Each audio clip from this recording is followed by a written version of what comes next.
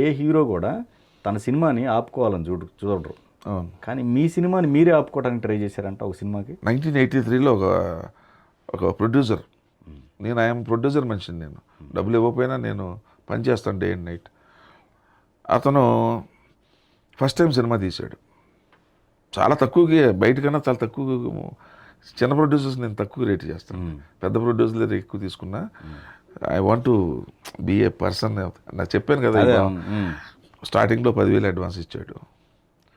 తర్వాత ఎప్పుడో షూటింగ్ అయిపోయి, షూటింగ్లో ఎప్పుడు సార్ 10,000 ఇచ్చాడు. నాకు ఇంకా 30,000 ఎంతో రావాలి పేమెంట్. ఆ సినిమాకి 50,000 ఎప్పుడో. This is 1983. సరే పాపం ఇవ్వలేకపోతున్నాడు, కష్టాల్లో ఉన్నాడేమో అని నా మనసు అలాగే వెళ్ళిపోతుంది. అప్పుడు మనకి ఈ సెల్ ఫోన్స్ లేవు, ల్యాండ్లైనే. ఓకే. నేను ఇన్కమ్ ట్యాక్స్కి నేను ఫస్ట్ పిక్చర్ నుంచి ఇన్కమ్ ట్యాక్స్ నేను అసలు ఫైల్ చేస్తాం. 10 రూపాయలు వచ్చిన ఆ హెడేక్ నాకు ఉంటుంది, నాకు ఇష్టం లేదు. ఇన్కమ్ ట్యాక్స్ ఫైల్ చేయవలసి వచ్చింది మార్చ్. ఇదేమో అక్టోబర్ నవంబర్లో చేశాను సినిమా. ఇది ఏప్రిల్లో రిలీజు. నాకేమో క్యాష్ కట్టడానికి నాకు తక్కువైంది అమౌంట్. ఆఫీస్కి ఫోన్ చేశా ఒకసారి, ప్రొడ్యూసర్ గారిని ఫోన్ చేయమన్నాను తప్ప నాకు డబ్బులు కావాలి సార్ ఫోన్ చేయమని అనలా. నా producer should be respected very well. దానికి మేనేజర్, బాగా ఎక్స్పీరియన్స్డ్ మేనేజర్, అతను చెప్తాను సార్ అన్నాడు. హీరో ఫోన్ చేశాడు కాబట్టి చెప్పాలి కదా. ఫోన్ రా, 1 డే గ్యాప్ ఇచ్చాను, మళ్ళీ ఇటు చేశాను. 2 days తర్వాత చెప్పాను సార్ అన్నాడు. ఓకే, రాలేదు ఫోన్. మళ్ళీ 2 days పోయిందా చేస్తే వస్తారు సార్, వచ్చి కలుస్తారు సార్ అన్నాడు. అట్లా నాకు 10 days చేశాడండి. నాకు టైం అయిపోతుంది.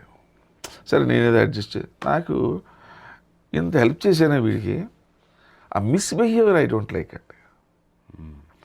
నా దగ్గర ఉన్న ప్రాబ్లం ఏంటంటే, తల ఎత్తి మిస్బిహేవ్ చేసినాడు మళ్ళీ మిస్బిహేవ్ చేస్తున్నాడంటే ఇంక స్పేర్ చేయనండి.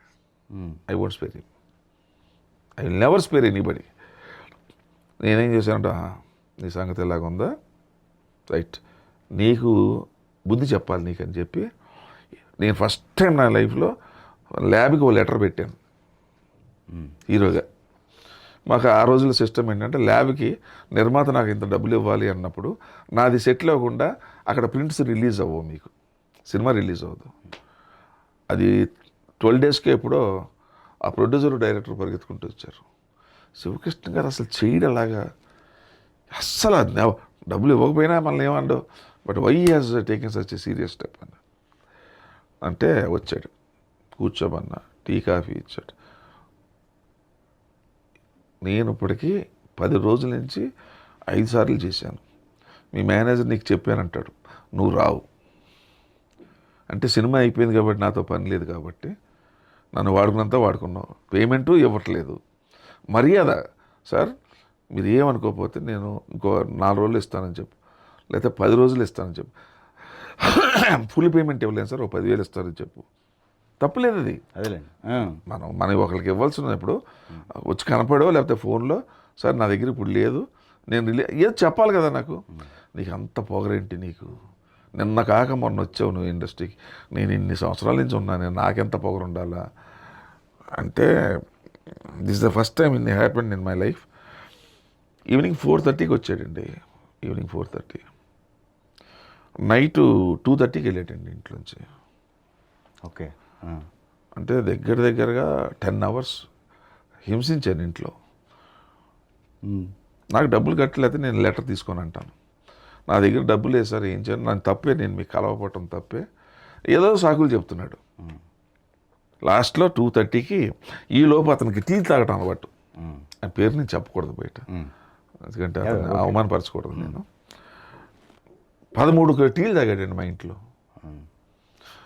ఈవినింగ్ 4:30 నుంచి నా టెన్షన్కి నేనేమో లెటర్ విత్డ్రా ఏమంటలేదు, నేనేం మాట్లాడట్లా, లెటర్ విత్డ్రా చేసుకుని డబ్బి నేను అప్పుడు విత్డ్రా చేసుకుంటా అంటే 2 మాటలు.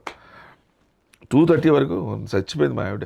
14 టీలు పెట్టివ్వాల్సి వచ్చింది, నేనే ఇవ్వాల్సి వచ్చింది మళ్ళీ. అది బయట ఎవడిస్తాడు 11ంటికి టీ, మిడ్నైట్ 2.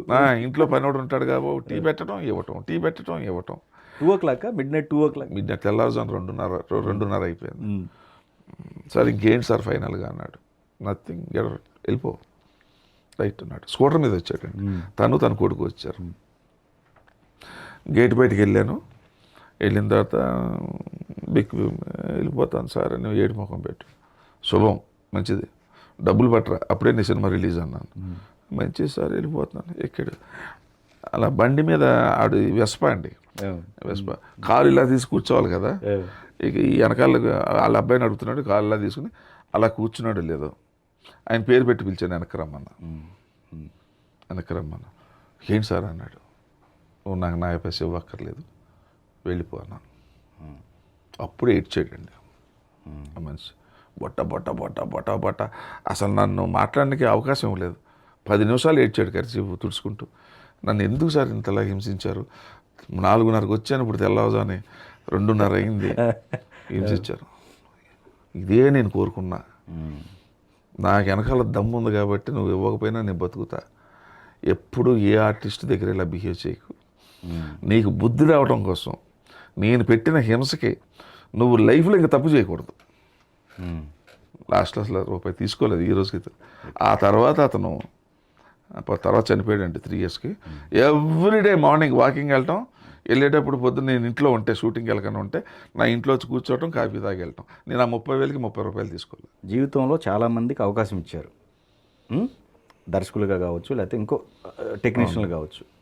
ఏ రోజు ఎక్కడ కూడా మీకు ఇబ్బందులు కలగదా? ఏ వ్యక్తి దగ్గర నుంచి కూడా లైఫ్ ఇచ్చిన తర్వాత నన్ను మర్చిపోయిన సందర్భాలు ఉన్నాయి. నీకు అర్థమైందా? ఎంత దారుణం అంటే అది ఇలాగే. నేననే వ్యక్తి లేకపోతే అతని లైఫ్ లేదు. అతను డైరెక్టర్ ఎవరండి? డైరెక్టర్, ఒక డైరెక్టర్. నేను అతను సినిమా ఇవ్వకముందు నేనే ఫస్ట్ డైరెక్షన్ ఇచ్చాను. ఇవ్వకముందు 2 సంవత్సరాలు ఫ్యామిలీ నేనే పోషించా. నెలకి 8,000, 9,000, 10,000 ఇచ్చి తర్వాత ఎవరు కూడా వద్దంటే కూడా నేను డైరెక్షన్ ఇచ్చాను. సక్సెస్ అయ్యింది, అంత అయిపోయింది. ఒకనొక సందర్భంలో అతనికి వేరే వాళ్ళకి ఏదో ప్రాబ్లం వచ్చి నన్ను ఇరికించారు. నాతో మాట్లాడటం మానేశాడు. నాకు సినిమాలు వేరే హీరోని పెట్టుకోవడం ఇట్స్ ఆల్ రైట్. అసలు సార్ ఇది అసలు ఒకడు మనకి ఏదో చేస్తాడని ఆశించడం తప్పు. ఆశించడమే తప్పు. అసలు వాళ్ళు అనకూడదు, మనలోనే తప్పు ఉండాలి. నేను పట్టించుకోలేదు అది. Really I didn't. కానీ ఇప్పుడు మీరు అడిగారు కాబట్టి చెప్తున్నా. అతను కారణాలు ఏదన్నా కానివ్వండి, ఒక సందర్భంలో నేను కూడా మాట్లాడటం మానేసి, ఎందుకంటే ఆయనకి ఇష్టం లేనప్పుడు నేను వయసుడే అయినా నేను కనపడితే నమస్కారం పెట్టివ్వండి అండి. ఎందుకన్నా డైరెక్ట్ నాకన్నా వయసులో పెద్దోడు కదా అని ఓడండి. ఇంత పొగరేంటారా బాబు మనిషికి అనుకున్నా. ఆ మనిషికి ఎటువంటి కష్టం వచ్చిందంటే, సమ్ ప్రాబ్లమ్స్ వచ్చేసి, హార్ట్ ప్రాబ్లమ్స్ వచ్చి 3 సార్లు ఆపరేషన్ అయిపోయి కబురు చేశాడు. ఒక్కసారి శివకృష్ణ రమ్మను. ఎందుకంటే ఒకసారి వెళ్తుంటే వాళ్ళ ఇంట్లో ముందు నుంచి వెళ్తుంటే నేను ఎవరో వచ్చి నన్ను తీసుకెళ్తే నేను వచ్చి కూర్చుంటానేమో అని చెప్పేసి కుర్చీలన్నీ తీయించేసి స్టూల్ మీద కాలు పెట్టి కూర్చున్నాడు. నవ్వుకున్నా, ఇమ్మెచ్యూర్ ఫెలో, ఏమొస్తుంది నీకు అనుకున్నా. బాధపడిన మాట వాస్తవే. వచ్చేసాను. తర్వాత హాస్పిటల్ నుంచి కబురు వచ్చింది, ఇంటికి వచ్చాను అన్నాడు. మా వాళ్ళు చాలామంది వెళ్ళలేదు. ఇంకా నన్ను కాకుండా ఇంకా 2-3 కబురు పంపించాడు. మా వాళ్ళు ఏమో అసలు వాళ్ళకి అసలు జరిగిన నేను తక్కువ, అసలు ఫుడ్ పెట్టినోడు నేను ఎంత బాధపడాలా? ఐ టోల్డ్ దెమ్ కరెక్ట్ కాదండి. ఒక చావు బతుకుల్లో ఉన్న అతను చనిపోయే ముందు చూడాలని ఉంది, క్షమాపణ కోరుకుంటాను అన్నప్పుడు మాత్రం వెళ్ళకపోతే అంత దుర్మార్గం. వాడికి మనకి తేడా ఉండదంటే, నువ్వు కావాలంటే నువ్వు వెళ్ళామా, నేను రానన్నారు. Okay, it's all right. వెళ్ళాను. మనసు మీద ఉన్నాడు, చేయి పట్టుకున్నాడు, ఏడ్చాడు. నేను చేసిన మోసానికి నాకు భగవంతుడు కరెక్ట్గా ఇచ్చాడమ్మా. నాకు భగవంతుడు నాకు ఏది ఇవ్వాలో అది ఇచ్చాడు అన్నాడు. డోంట్ వరీ అన్నాను.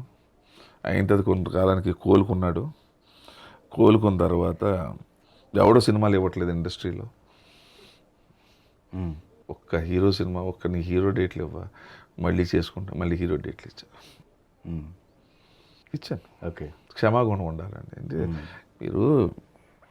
మీరు చెట్లు నరుక్కుంటూ వెళ్ళిపోతే చివరికి అడవి మిగలదు. అసలు ఏముంటుంది ఇలా? ఓకే, రియలైజ్ అయ్యాడు ఆ మనిషి. అసలు పశ్చాత్తాపాన్ని మించిన సుగుణం ఇంకోటి లేదు కదా.